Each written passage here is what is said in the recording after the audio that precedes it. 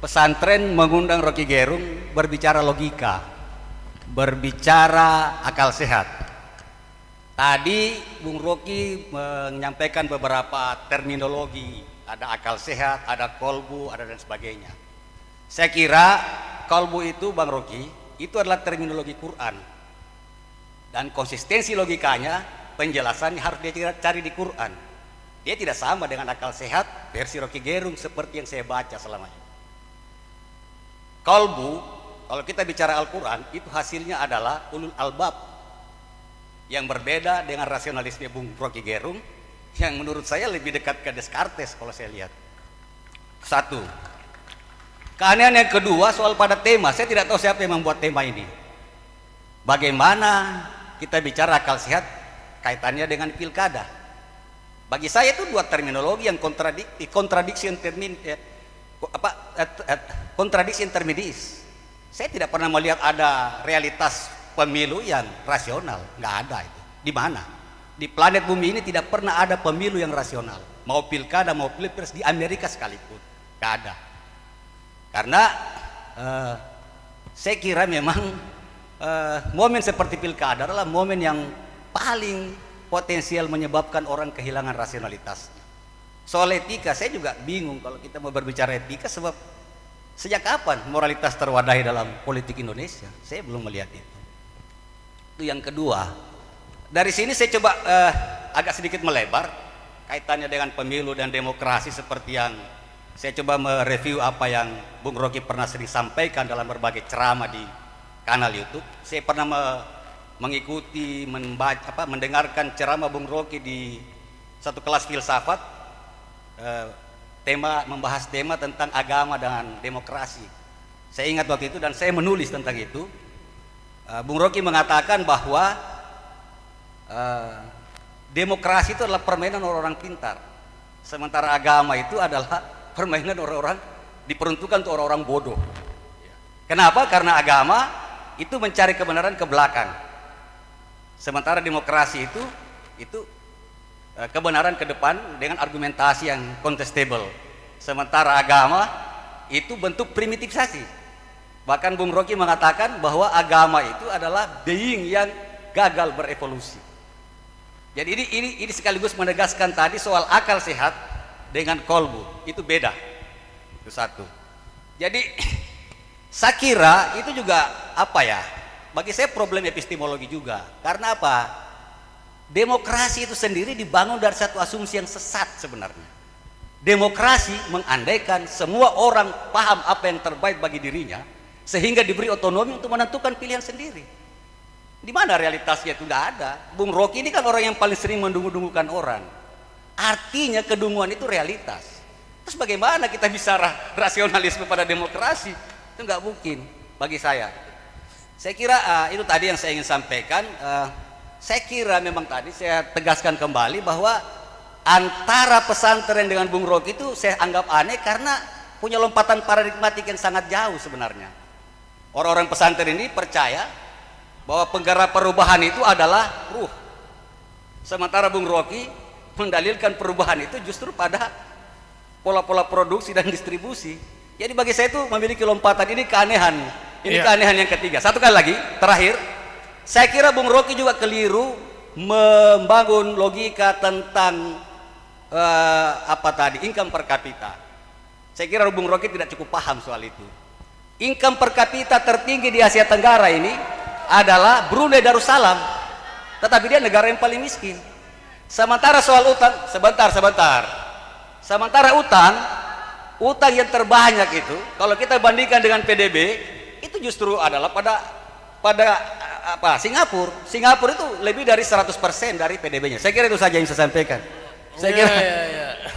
Sebentar ya, kita dialog akal sehat ya. Iya. Oke. Pak Zainal dari mana, Pak? Saya fungsionaris KAHMI di sini. Oke. Alumni HMI. Oke, terima kasih. Ada dosen baru.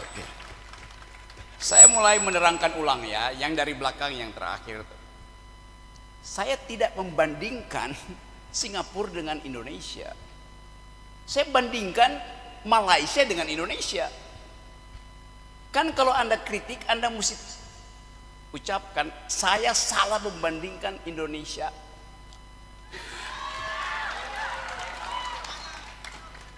Gini, saya terangin ya. Kan konteksnya saya bilang yang akan bersaing bonus demografi Indonesia dan Malaysia. Oleh karena itu saya pakai data Indonesia dan Malaysia. Kecuali Anda bilang bahwa Pak Rocky salah karena pendapatan per kapita Malaysia itu adalah 17.000. Tidak, tetap 13.000. Tapi kan Brunei 17, saya nggak bicara Brunei, saya bicara Malaysia.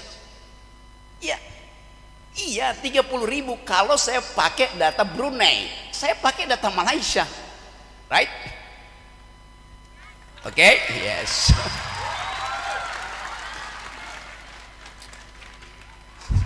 Satu hal itu. Yang kedua soal apa tadi? Apa?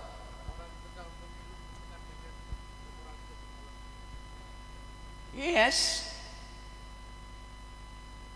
Semua pemilu di negara Benelux mendekati sempurna karena tidak ada fraud, tidak ada corruption. Anda pergi ke Finlandia, dasarnya adalah indeks korupsi.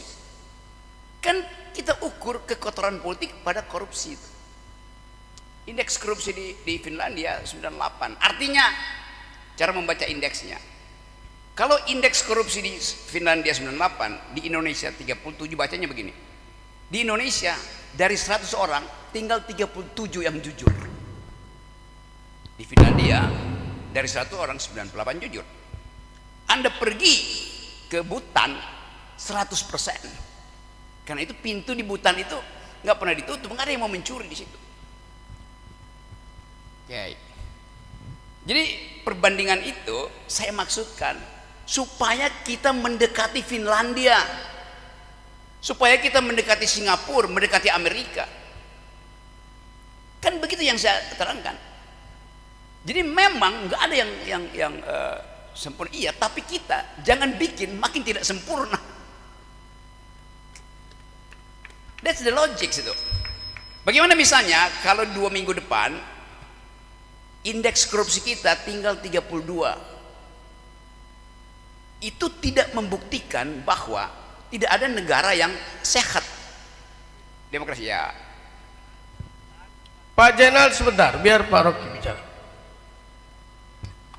Gini ya.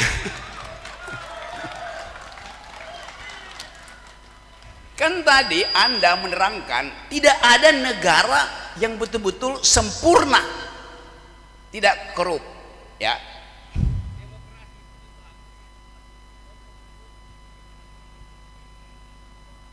Oke, saya terangkan pelan-pelan ya. Pertama kali kita belajar demokrasi dari Republik Athena. Bagaimana demokrasi di Athena dilakukan? Perhatikan ya. Di situ tidak ada kompetisi. Di Athena anggota DPR itu diundi. Kalau Anda terundi, semua kita setuju, Anda pergi ke DPR. Karena prinsipnya adalah semua warga negara punya kesetaraan kejujuran, kesetaraan etis. Jadi dari awal demokrasi justru mengandalkan kejujuran manusia. Salah data Anda. Awal demokrasi adalah prinsip primus inter pares, hanya boleh diundi. Kalau saya malas pergi jadi anggota DPR, diundi aja tuh. Dia yang terpilih, saya percaya dia akan mewakili saya. Kalau you terundi, semua kita percaya you akan mewakili kita.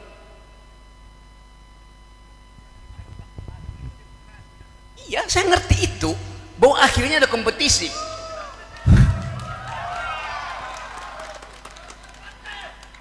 Tetapi genealogi dari demokrasi adalah asumsi bahwa semua orang jujur.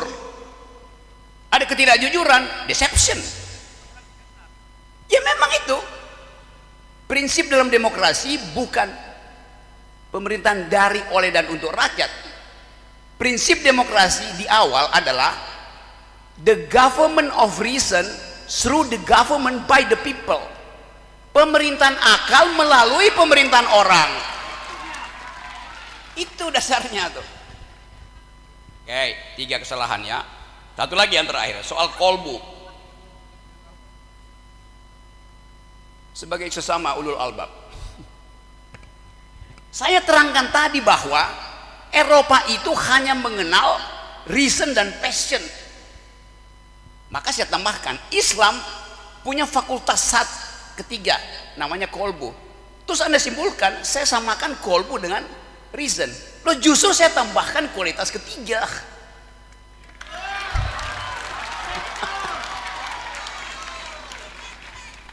Itu maksudnya.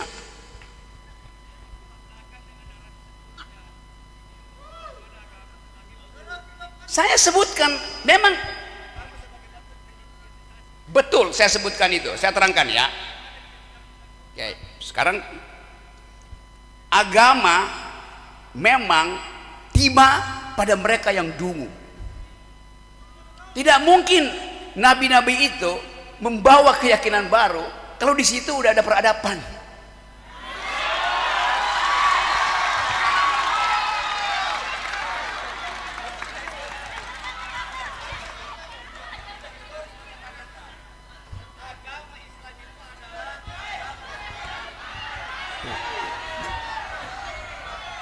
Pak Zainal, tenang dulu Pak Zainal. Agama Islam tiba. Oke, saya terangkan realitasnya ya. Realitasnya Nabi Muhammad membawa Islam pada kaum jahiliyah.